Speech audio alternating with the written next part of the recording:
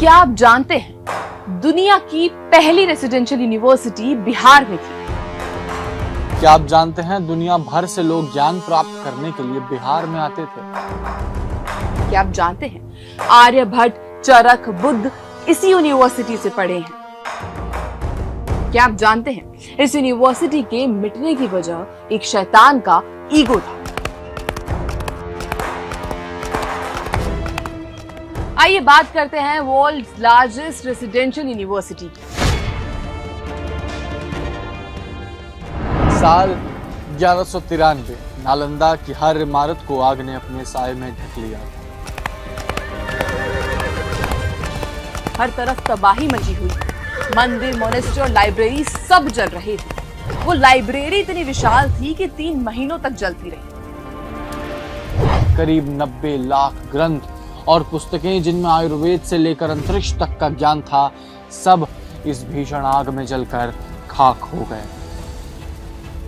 और इस सब के पीछे था एक जालिम शासक और उसकी असुरक्षा की भावना, जिसकी लगाई हुई आग ने ज्ञान के इतने बड़े भंडार को जलाकर खाक कर दिया।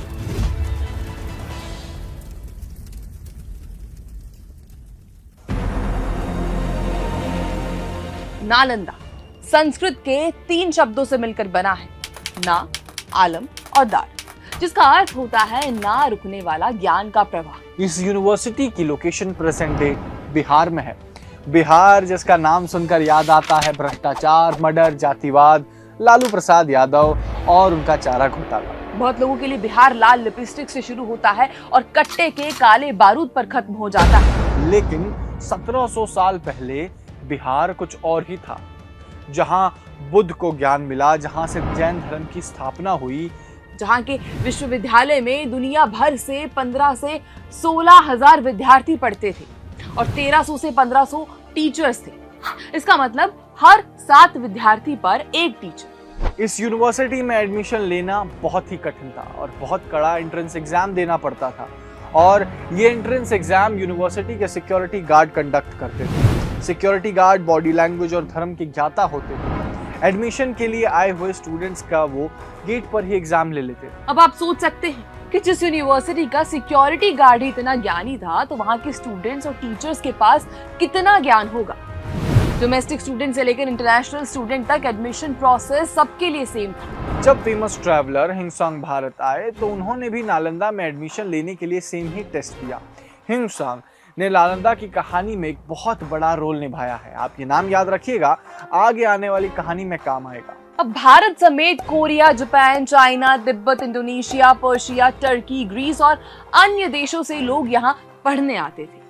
महान स्कॉलर और साइंटिस्ट जैसे आर्यभट्ट, नागार्जुन, चरक, सुश्रुत, बुद्ध पालितान समेत बहुत से महान लोग इस यूनिवर्सिटी के स्टूडेंट भी थे और साथ साथ टीचर भी बने।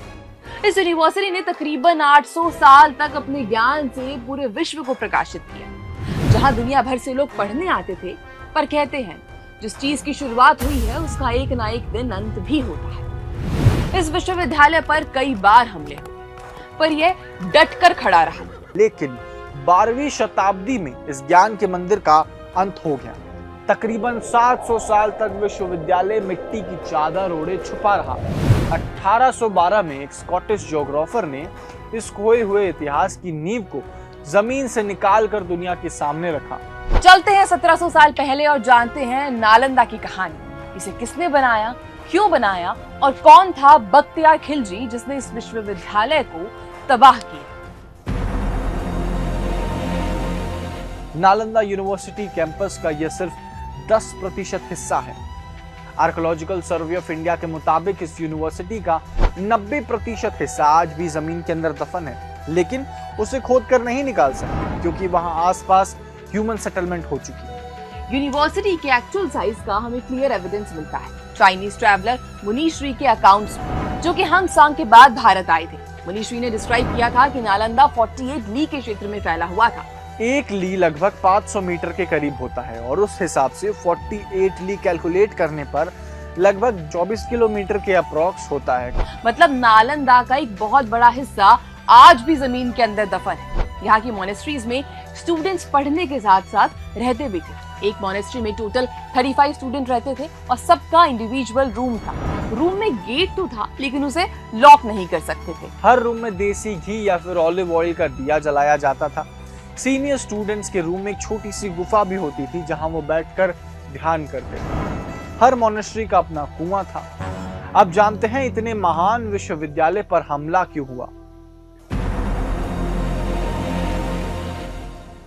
सबसे बड़ी बात कि नालंदा पर आक्रमण ही क्यों हुआ। ना तो ये किसी राजा का किला था और ना ही खजाना जमा किए हुए मंदिर, बल्कि ये तो शिक्षा के प्रचार प्रसार करने वाला एक विश्वविद्यालय था।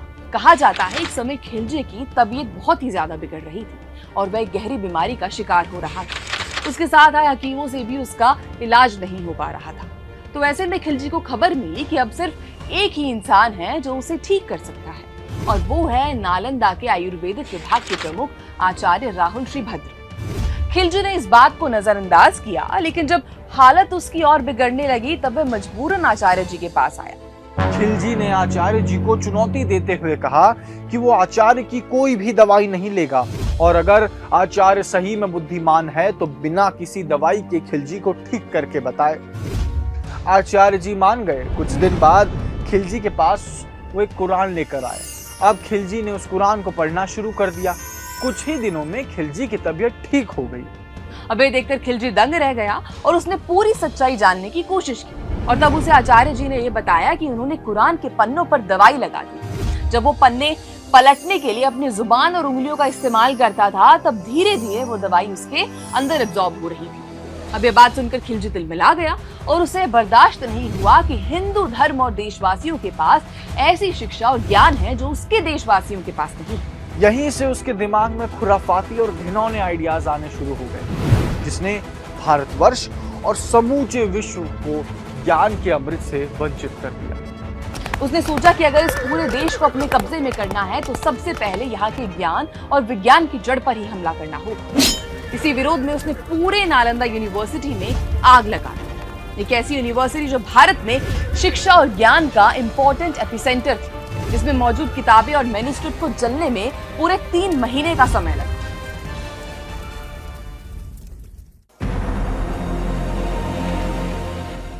हमारे देश और देशवासियों का दुर्भाग्य है कि आज भी बिहार में नालंदा यूनिवर्सिटी के नजदीक देश का ज्ञान और गौरव नष्ट करने वाले शैतान के नाम से बख्तियारपुर गांव मौजूद है। भारत जैसा देश जहां किताब के एक पन्ने को फाड़ने को भी पाप माना जाता है, वहां होने वाली यह घटना सचमुच शर्मनाक है। दोस्तों, नालंदा के लॉस्ट ट्रेजर को तो हम फिर से जीवित नहीं कर सकते, लेकिन नालंदा को फिर से एजुकेशन हब के रूप में डेवलप करना जरूरी है। इसकी शुरुआत पहली बार 2006 में प्रेसिडेंट एपीजे अब्दुल कलाम के प्रयासों से वहां फिर से यूनिवर्सिटी बनाने का प्रस्ताव संसद में पास हुआ। जाने माने इकोनॉमिस्ट अमर्त्य सेन को यूनिवर्सिटी की गवर्निंग बॉडी का चेयरमैन भी बनाया गया। 2018 से नालंदा यूनिवर्सिटी में एडमिशन भी शुरू हो चुका है। हाल ही में प्रधानमंत्री मोदी ने नालंदा विश्वविद्यालय के कैंपस का उद्घाटन किया। नालंदा ये केवल नाम नहीं है, एक पहचान है, एक सम्मान है। नालंदा एक मूल्य है, नालंदा एक मंत्र है, गौरव है, गाथा है। नालंदा है उद्घोष इस सत्य का कि आग की लपटों में पुस्तकें भले जल जाएं, लेकिन आग की लपटें ज्ञान को नहीं मिटा सकती। अपनी पुरानी महानता तक पहुंचने के लिए तो नालंदा को भी बहुत लंबा सफर तय करना है। सरकार का यह प्रयास भारत को एजुकेशन के फील्ड में एक बार फिर से विश्व गुरु बनने में जरूर सार्थक सिद्ध होगा। ऐसे और वीडियो देखने के लिए रिपोर्ट भारत को सब्सक्राइब करें।